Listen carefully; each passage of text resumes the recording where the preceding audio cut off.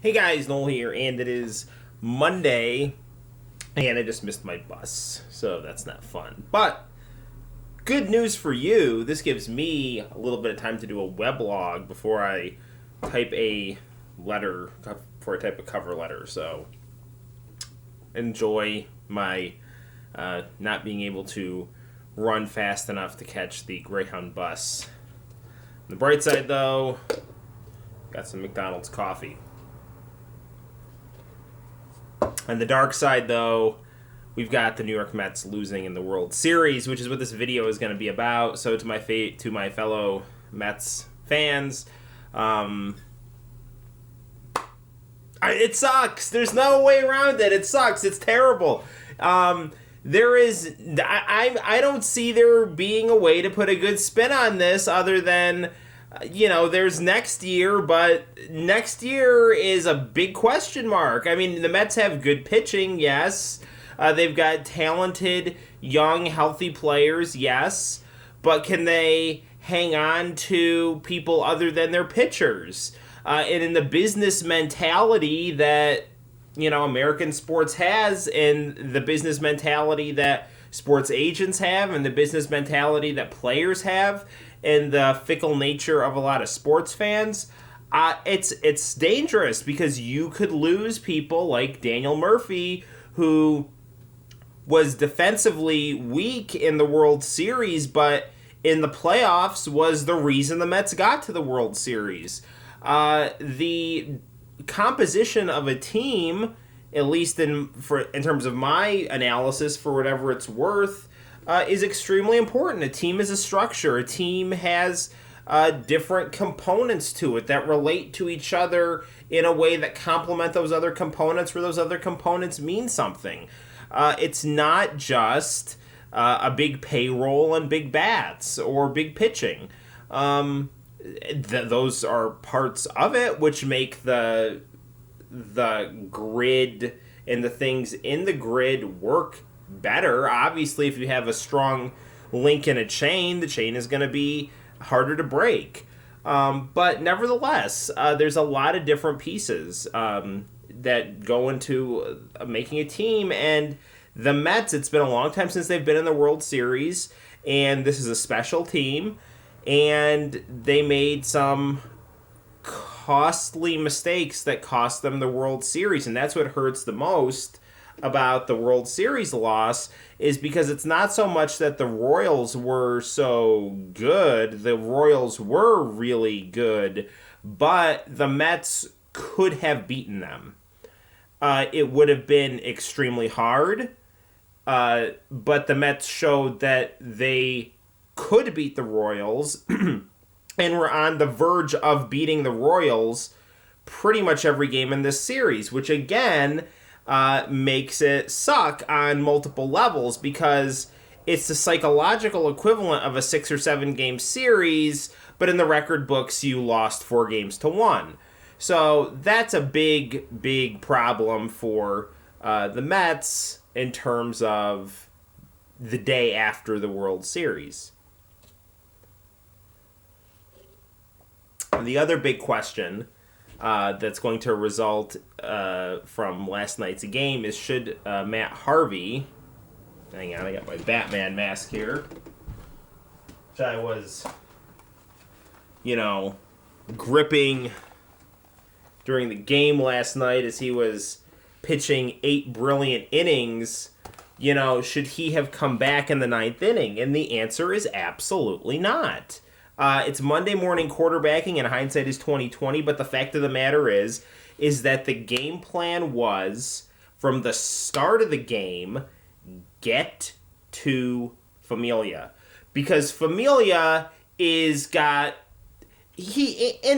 previous postseason games he had 100% success rate against the Royals, who were a lethal team late in the game.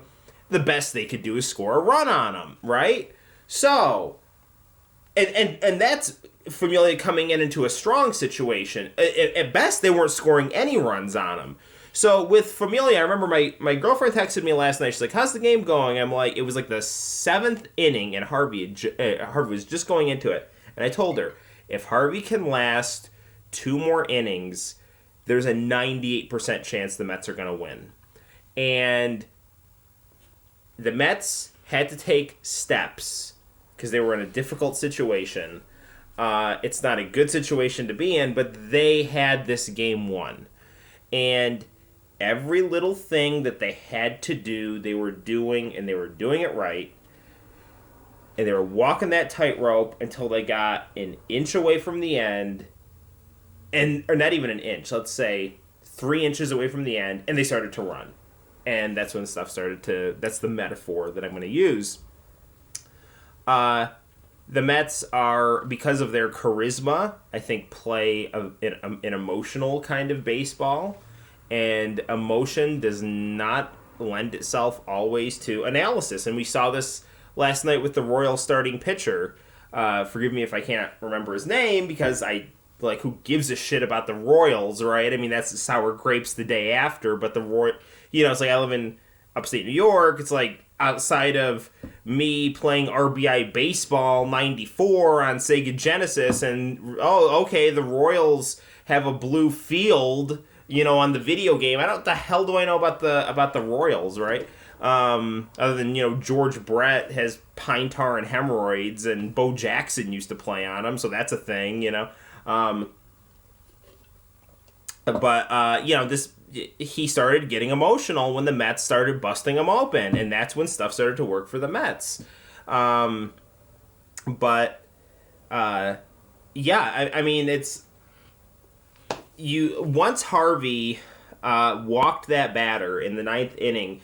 First of all, you went from a 98% chance of winning the game in the 9th inning by just tagging Familia in. You have a fresh, warmed up, the best closer I've seen since Mariano Rivera, for whatever my baseball knowledge is worth. And it might not be worth much, but reasonably smart guy. I like to pick things apart. You have what I would consider one of the best closers since Mariano Rivera coming in, warmed up against a team that he knows he can beat because he totally tore them apart in Game 3. The Mets have a 2-run cushion, which is not great against the Royals, but it's okay. And now you put him in a situation where he's got a runner on second and a runner on first. And once you have a runner on second, all you need is a fly out. That's all you need. Say Familia comes in and he pitches all the same pitches that he pitched in that inning, the Mets would have won and gone to Kansas City. I'm not mad at Matt Harvey. I'm not mad at Terry Collins. I have no reason to be, because I'm not as talented as they are, and it's because of their talent and intellect that the Mets got this far. But it was a grave misstep in the 9th inning, which makes it even worse because you're on the verge of victory, to go from a 98% chance of winning to a 50% chance of winning. And with the Royals, you have to play a very tight game, and the Mets played they played the exact game that they needed to play in the position that they were in until the last 3 outs, and so it's not good. Now the upshot of this, optimistic fans will say, is, well, there's next season.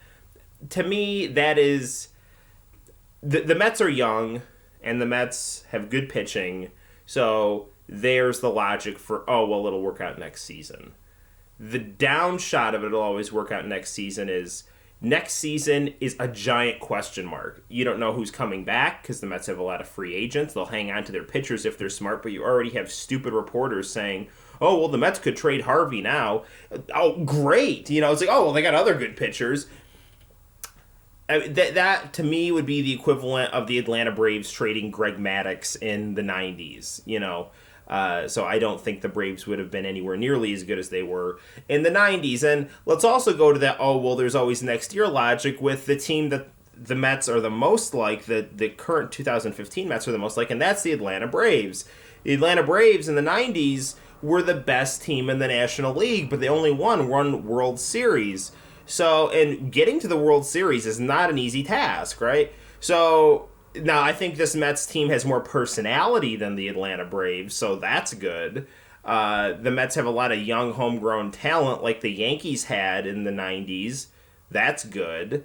But again, well, there's always next season. To me, that could mean that if all goes well, maybe by 2019 you'll be in the World Series. I mean, like that, it's a terrible spot to be in, especially when you had the verge of victory snatched away from you repeatedly. And not necessarily by the better team, but just by emotional missteps. And that's really it. I've heard cocky sports analysts and really sports reporters are parasites. Journalists in general are just, mouthpieces for the social and economic order that props them up to basically brainwash people who are looking for information so that they can better themselves, when really what a journalist is doing is, kind of idiotically misinforming people. I mean, much of what they do is that, whether it's their intention or not. But sports analysts are worse because sports is a business, and they think that, oh, well, because I understand it's a business, that makes me smart, right? And so there's that kind of dimension to sports journalism that annoys me. Then there's the other dimension of sports journalism where these reporters are kind of snidely picking apart these athletes whose existence is the reason for their paycheck, right? Because without those athletes, there's nothing for them to bitch about, right? I mean, it's the difference between doing and writing. And I say this as someone who writes, okay? I think the mark of a good intellectual is to find out the limits in yourself, understand those limits, see those limits in other people, and then offer constructive criticism both for yourself and others, right? That's the ideal. But, there's these stupid sports analysts like, oh, the Royals toyed with the Mets. No, the Royals didn't toy at all with the Mets. The Mets just almost beat the Royals every game in this series, except for game 2, which got away from them, which I didn't see. I was just following that on my phone. And game 3, where the Mets just kicked their ass. So it's terrible because, when every game is a close game and you lose, 4 out of 5, it's not a great situation to be in. It's always next season thing that scares me. As a football fan, my favorite football team is the Minnesota Vikings, and in 2009, the Vikings were on the verge of going to the Super Bowl. The New Orleans Saints cheated with a bounty program. Referees felt bad for the Saints because of Hurricane Katrina and just kind of let them cheat or were bribed, because that for all we know, the NFL could be as fixed as the WWF with the way that appears. So the Saints beat the Vikings, and the Vikings just kind of this mentality like, whoa, you're so close, we can just come back next season. And next season they were terrible. So and same thing with the 2000 Mets, right? The 2000 Mets, almost beat the New York Yankees, who were the best team of the last, 5, from about like 99 to, they won in 96, but let's say from 98 to 2001, the New York Yankees were one of the greatest teams in baseball. I mean, steroids had something to do with that, but a lot of people were on steroids. I mean, that Yankees team was really good, and the Mets almost won, and they came back next season and didn't do anything. So this is not to just, piss on everything. And I mean, I want the Mets to do well, but and I think the Mets can do well because they have the potential to do well, but to just assume that they're going to be awesome next season, especially if they're going to start losing players, it's going to be a crapshoot. So it's not good. But I'll leave you guys with this. This is an enduring tribute to the Kansas City Royals. It's George Brett here with a public service announcement, and he's here to let you know that thanks to the fine people at Crown City AstroTurf, together we can strike out canine hemorrhoids. So believe that, So congratulations, Kansas City Royals. It's a terrible, terrible, terrible situation to be in if you're a Mets fan. And let's hope that next season this team can be maintained and learn from having victory snatched away from them and come back with a lot of righteous vengeance to take back what was almost theirs. Because I really do think that the Mets were a better team. Another thing I want to just leave with is a lot of people are saying, "Oh, well, no one expected the Mets to get this far." That's bullshit. That's complete bullshit. It's bullshit because, from the second the Mets got in the playoffs, people were saying, "Oh, the Mets could win the World Series." Oh, wow, they beat the Dodgers. I think the Mets are going to win the World Series. So it's like, oh, well, the Mets outperformed expectation. Yeah, they outperformed regular season expectation, and they went into the World Series with a head full of steam. They were the New York team, so there was going to be a bias in favor of them toward bandwagon fans because, oh my God, they're from New York. So I must, that's the only thing that bothers me. Now everyone's wearing Mets hats, right? Keep wearing the Mets hats, right?